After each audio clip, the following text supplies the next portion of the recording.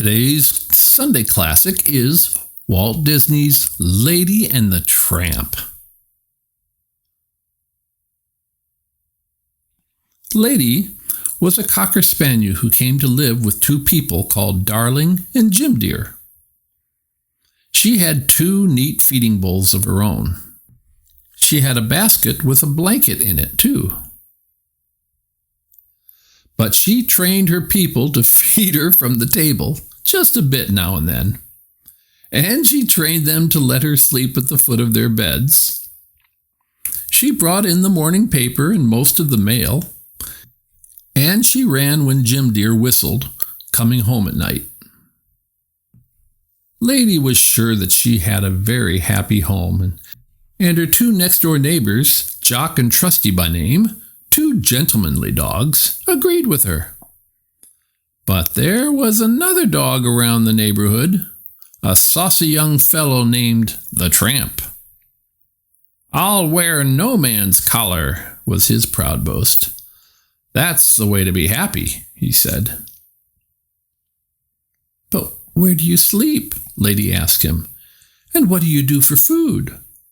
"Ha! That's easily arranged if you know your way around," said the Tramp with a jaunty air. "And as for you, my proud beauty, you'll find things very different when a baby comes to your house to stay. For there's only so much room for love in people's hearts. And when a baby comes in, out goes the dog." His strange words worried Lady. They worried her more when a baby really did come to her house to live.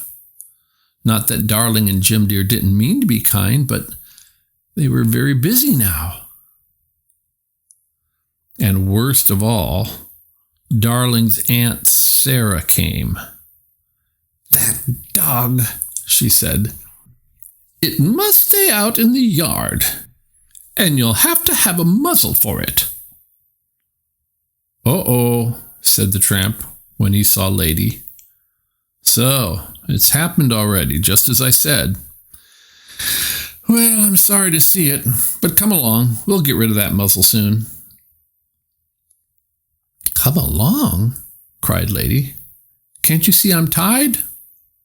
"Oh, I forgot," said the Tramp. "You've got a lot to learn." So he showed her how to lunge against the rope until quite soon it broke. Then away they went to get the muzzle off.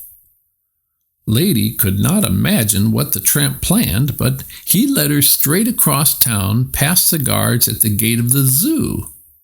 There they met Beaver. "Hi there," said the Tramp.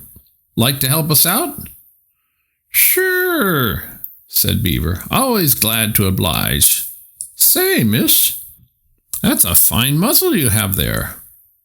"That's just what we want to get rid of," said the Tramp. "You can have it if you can get it off."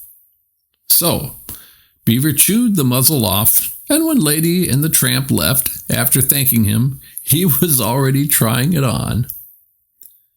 "Now where?" said the Tramp. "The world is wide. We'll go anywhere you say." "Oh, I must go home," said Lady. "I have to watch the house and the baby, you know." "Home," said the Tramp. "After the muzzle and all? I'll never understand a woman's mind." But he went along.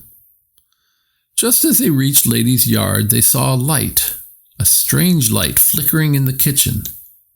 It was a fire.